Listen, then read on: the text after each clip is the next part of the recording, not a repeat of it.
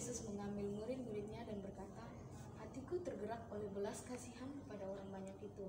Sudah 3 hari mereka mengikut aku dan mereka kemarin saya pernah dalam beberapa bulan ini saya pernah mikir gini, karena kan keluarga saya lagi mengalami masalah ekonomi gitu ya. Jadi saya kuliah, terus uang bulanan saya nggak dikasih kasih gitu ya, sementara banyak kebutuhan. Di situ aku pikir, aduh Tuhan gimana ya, oh, aku jadi mikirnya gini, aku kok kurang, aku lagi butuh Tuhan tapi kok gini gitu loh.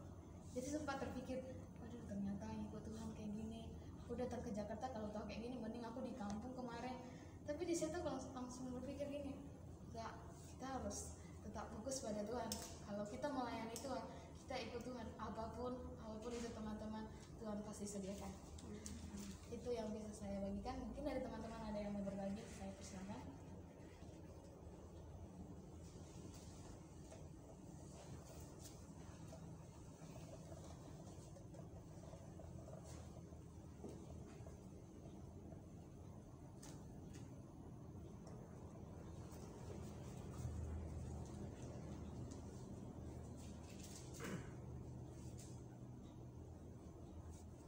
Oke, shalom semuanya. Ya, ini kita baca firman yang tadi katanya bahwa Yesus menyediakan makanan bagi mereka. Kalau kita lihat ayat sebelumnya kan Yesus sudah menyembuhkan orang sakit tuh, orang lumpuh bisa berjalan. Tapi karena orang-orang itu mengikut Yesus, tapi di saat itu Yesus bukan hanya menyembuhkan tapi memberikan mereka makan juga. Saat itu dia memberikan, padahal kalau kita lihat baca ayatnya yang ke-33 di situ kata murid-muridnya kepadanya, bagaimana di tempat sunyi kita mendapat roti untuk mengenyangkan orang banyak yang begitu besar jumlahnya. Nah, di sini murid-muridnya melihat bahwa kondisi situasi kadang sepi, sunyi, dan mereka berpikir bahwa tidak ada lagi harapan untuk mencukupi makanan yang begitu banyak. Mereka pakai logika mereka, pakai fakta yang terjadi di sekitar. Tapi pandangan Yesus sangat berbeda, saudara-saudara. Yesus tidak melihat pandangan situasi, dia tahu, dia sudah percaya bahwa orang-orang itu bakalan makan. Kenapa? Dan terlebih dahulu yang kita lihat setelah Yesus, ayat yang selanjutnya kita baca, lalu kata Yesus kepada mereka, berapa roti ada padamu? 7, jawab mereka. Dan ada lagi berapa ikan kecil? Lalu Yesus menyuruh orang banyak itu duduk di tanah. Sesudah itu ia mengambil ke-7 roti itu dan ikan-ikan itu mengucap syukur, memecah-mecahkannya dan memberikannya kepada murid-muridnya. Nah, di sini dikatakan setelah ditanya berapa ikan atau berapa makanan yang ada dalam 7, hanya 7 dan ada beberapa ikan. Lalu Yesus tidak berkata bahwa aduh, terus bagaimana ini hanya 7 aja sedangkan orang ini di sini banyak. Tapi tidak, hal yang dilakukan Yesus apa? Mengucap syukur dulu, saudara-saudara. Begitu juga dalam kehidupan kita. Mungkin apapun kekurangan, apapun beban hidup kita, apapun problem hidup kita itu, masalah hidup kita, mau di masalah keluarga, pekerjaan, perkuliahan, atau impian kita pun, mari kita mengucapkan syukur terlebih dahulu, menenangkan hati kita dulu. Karena ketika kita tidak tenang, kita tidak rest di dalam Tuhan, kita akan sibuk, sehingga kita tidak fokus kepada Tuhan, sehingga kita akan fokus kepada dunia ini. Kita akan fokus bagaimana apa yang harus kita lakukan supaya dunia ini memberikan yang megah atau memberikan kepuasan hidup. Tapi saudara-saudara, saya berpikir bahwa sebenarnya hal di dunia ini tidak ada yang bisa memuaskan secara full. Coba kita berpikir, mungkin kita udah secara usia kita berbeda-beda, tapi kita lihat sejak kita SD apa kebahagiaan yang sudah kita dapat.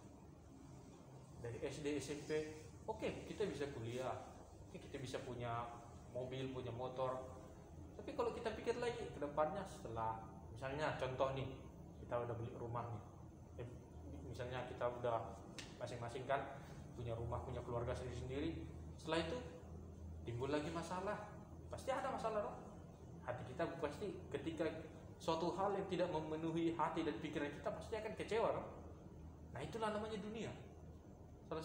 Ketika dunia tidak bisa memuaskan kita dengan hal sedikit saja, itu akan membuat kita kecewa. Kita akan merasa tidak mengalami kepuasan. Tetapi saudara-saudara, ketika kita lakukan dengan mengucap syukur terlebih dahulu, kita akan mendapat kepuasan. Kita akan mendapatkan sukacita penuh. Kenapa? Dari hal kecil saja kita bersyukur, apalagi hal besar. kalau kita tidak bersyukur, kita hanya pasti kita mengatakan ini bahwa apa yang ini adalah hal yang kita lakukan. Salah satu contohnya kalau mereka tidak bersyukur, tidak misalnya murid-muridnya di sini tidak bersyukur, misalnya tidak ada lah Yesus di sini. Ini apa ya, bukan cerita di dalam kitab ini, tidak. Tapi perbuatan murid-muridnya secara fakta lah, mereka berbagi-bagi itu. Mereka akan sombong, mereka akan mengatakan bahwa perbuatan mereka, perbuatan baik mereka. Tapi Yesus lakukan dengan mengucap syukur.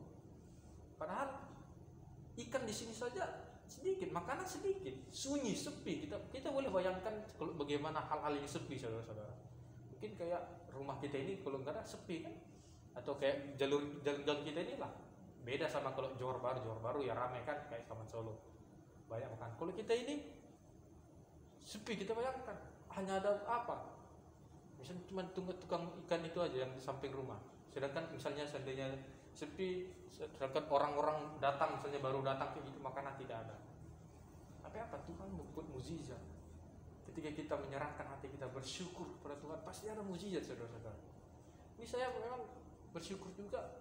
Kayak kemarin kan, minggu kemarin udah buat saya laporan, udah enak-enak saya buat Pak buat laporan, buat dari kirim kan, ternyata mau diambil KTM, ya sinyalnya kurang bagus mas,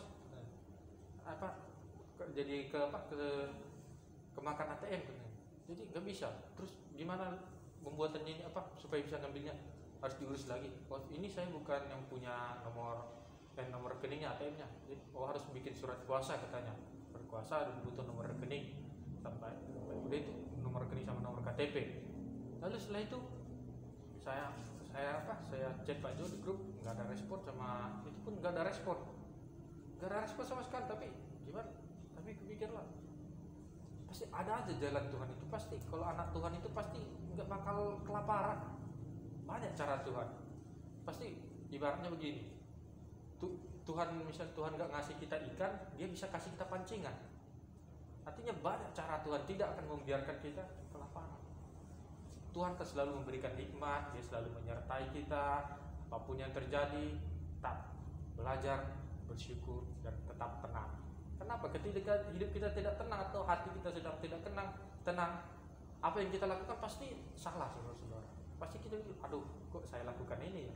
Terkadang pun saya seperti itu. Ketika saya atau mungkin memiliki sedang lagi tidak enak hati atau gimana lah, kalau bahasa gaulnya gabut katanya kan, pasti ketika hal yang kita lakukan itu pasti gimana ya, hasilnya itu tidak benar. Tapi kalau kita pikirkan dengan tenang, apa yang kita kerjakan pasti hasilnya very good. Nah, jadi itu saja yang dari saya. Terima kasih. Kalau ada yang mau baik, terima kasih.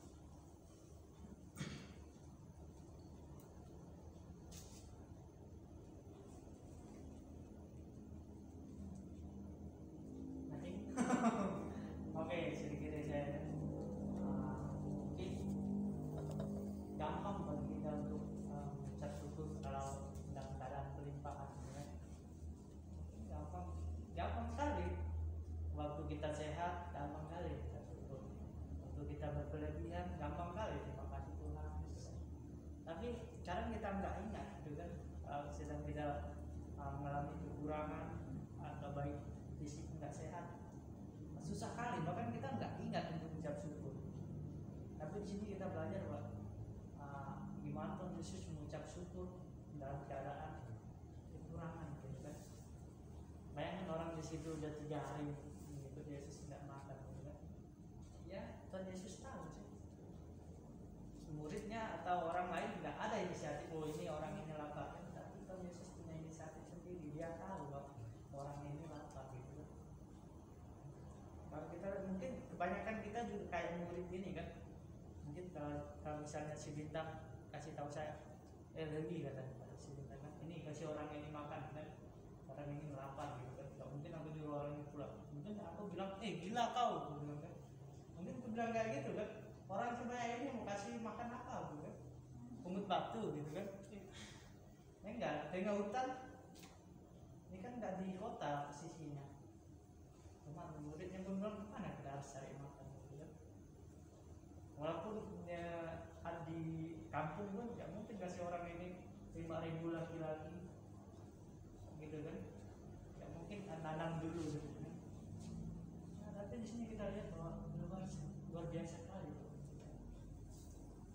Apa yang nggak mungkin kita lakukan, yang nggak bisa kita lakukan, Tuhan bisa lakukan. Amin. Cuma itu saja sih, mungkin ada lagi tambahan. Teman-teman. Shalom. Shalom. Di sini luar biasa ya, dari Amelia, Lewi sama Bintang, luar biasa banget Tuhan kasih renungan yang buat kita semakin luar biasa sama Tuhan. Dari kesimpulan yang tadi sebelum saya masuk dalam renungan, dari kesimpulan tadi Natalia, Lewi sama Bintang, yang pertama itu adalah bagaimana caramu bersyukur sama Tuhan. Ketika orang yang bisa bersyukur, dia adalah orang yang rest. Saudara, kalau saudara nggak bersyukur, rest itu nggak ada dalam hidup kita. Gimana rest itu ada dalam diri orang yang tiap hari mengeluh? Nggak akan. Itu nothing, orang bilang. Yang saya dapat, saya kesaksian sedikit, beberapa bulan saya di mes. Mes itu kosong, lantai 3, gelap, itu semua orang di tetangga bilang itu yang itu mes itu bangun di atas kuburan orang. Semua pada nanya, kamu nggak takut? Enggak, aku paling nggak takut sama setan, tapi aku takut sama pencuri. Gimana kita bisa bilang kita nggak takut? Contoh kita menghadapi masalah. Gimana kita bisa bilang kita nggak takut? Karena kita tahu kita damai. Orang yang damai adalah orang yang tenang. Kalau dia nggak damai, otomatis dia nggak tenang. Dia akan gegabah. Kayak tadi Bintang juga bilang kan, gimana sih kita bisa rest kalau kita dengan buru-burunya kita, semua segala sesuatu yang dilakukan dengan buru-buru, hasilnya nol. Percaya deh, ada sih, tapi setengah persen itu mungkin 1/4 atau 1/0%. Terus itu di sini saya mau berbagi tentang kasih. Ya, 32 dia bilang seperti ini. Lalu Yesus memanggil murid-muridnya dan berkata, hatiku tergerak oleh belas kasihan kepada orang banyak itu. Sudah 3 hari mereka mengikut aku dan mereka tidak mempunyai makanan. Aku tidak mau menyuruh mereka pulang dengan lapar, nanti mereka pingsan di jalan. Kalau kita baca di Korintus 13, berbicara tentang kasih. Kasih itu tidak pernah berkesudahan. Kalau kita tidak memiliki kasih, kita nggak punya kepekaan dalam diri kita. Contohnya, saya percaya kita semua di sini pasti pernah tergerak oleh kejadian-kejadian di luar. Contohnya kita lihat orang yang sedang minta-minta, kita lihat orang yang sedang duduk, yang nggak, mungkin kita lihat lesu banget sih orang ini, atau kita lihat teman kita, kenapa dia kayak gini sih, kenapa dia nggak ada semangat sih. Kalau kita nggak punya kasih, bodo amat, not my business, bukan urusanku untuk mengerjakan itu, bukan urusanku untuk beri dia semangat, bukan urusanku untuk punya kasih. Kalau kita tidak punya kasih, kita akan menjadi seperti murid-murid Yesus, yang dimana dia bilang, bagaimana kita bisa kasih makan begitu banyak orang. Kata bagaimana itu pasti ada. Di setiap kata bagaimana pasti ada jawabannya. Tuhan bilang apa? Ada berapa roti? Ada berapa roti yang ada padamu? 7. Contoh kita beli roti 7 nih. Kita ada 8, 2, 4, 6, 7. 7 orang, kita pas 7 orang. Sedangkan kita beli roti beli 2 gratis 1. Berarti dapatnya 3 doang dong. 30.000 kita dapat 6. 1 nggak dapat. Kalau kita nggak punya kasih, bodo amat. Kamu nggak makan, bukan urusanku. Itulah murid-murid bilang, dia mau makan atau nggak makan bukan urusanku. Mereka yang mau mengikuti engkau, mereka yang mau mengikuti kita. Nggak jadi urusanku untuk mereka makan atau tidak. Kalau kita punya kasih, kita akan menjadi seperti Tuhan. Aku tidak tega melihat mereka kelaparan dan pingsan di jalan nanti. Hatiku tergerak oleh belas kasihan. Berbicara tentang belas kasihan, ada 2 belas kasihan di antara kasih Tuhan dengan kasih kita secara dunia. Aduh, kasihan banget ya. Orang yang kita bilang, aduh kasihan banget ya dia, tanpa sadar kita udah menyakiti hatinya. Karena mungkin dia lagi dalam musibah, kita kasihan banget ya kamu. Tetapi kasih Tuhan bilang, aku tergerak oleh belas kasihan. Aku nggak mau mereka lapar, takut mereka pingsan di jalan. Di segala sesuatu, saat kita bilang kita punya kasih, percayalah ada mujizat yang akan terjadi dalam hidup kita. Saya mau bilang, saya takut. Ketika saya divonis sakit gula sama jantungku nggak normal, saya takut. Saya bilang sama Tuhan, saya takut. Saya tidak bisa membohongi diriku, bilang saya berani enggak. Saya bilang, Tuhan saya takut saat ini. sampai bilang begitu, karena semua orang yang saya kasih tahu di keluarga, kasih tahu di teman, pada bilang begitu, orang yang sakit gula itu nggak akan lama. Saudara tahu dengan kata-kata orang, wah kamu kesian banget ya masih muda sakit gula. Saya takut ketika dokter Roni bilang, dek, kamu sakit gula loh, jantungku itu kayak mau stop. Tapi saya bilang begini, saya tidak mau munafik sama Tuhan. Saya bilang, Tuhan saya takut saat ini. Saya sepanjang ketika saya dengar saya kena gula, saya sepanjang bawa motor dari puskesmas Cempaka sampai di mes, saya bilang sama Tuhan, saya takut mati, saya takut kenapa-kenapa. Kalian bayangkan luka yang muncul kayak gini di seluruh tubuh. Sampai mes, saya berdoa, saya bilang, Tuhan lihat air mata saya takut dengan mati. Karena saya tidak mau mati di saat seperti ini. Saya belum memperluas nama Tuhan di mana-mana gitu. Masa tiba-tiba Tuhan udah panggil saya. Terus ada satu pendeta dari Dobo, dia berdoa, dia bilang seperti ini. Kamu tahu tentang mujizat Tuhan itu ada? Yes, kita percaya semua mujizat Tuhan itu ada. Dan saat itu saya dengar, sampai sekarang lukanya udah mulai sembuh, walaupun masih ada gula, tapi lukanya udah mulai kering, udah mulai nggak muncul lagi. Dan saya percaya satu hal seperti ini, bahwa banyak orang yang mendoakan engkau tanpa engkau sadari.